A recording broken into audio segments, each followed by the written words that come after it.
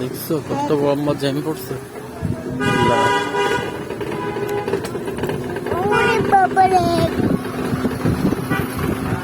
বাবা কত বড় জ্যাম পড়ছে দেখছো,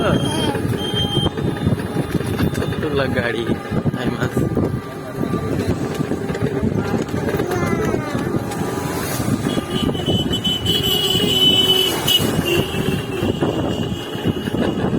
কত বড় জ্যাম পড়ছে দেখছো বাবা।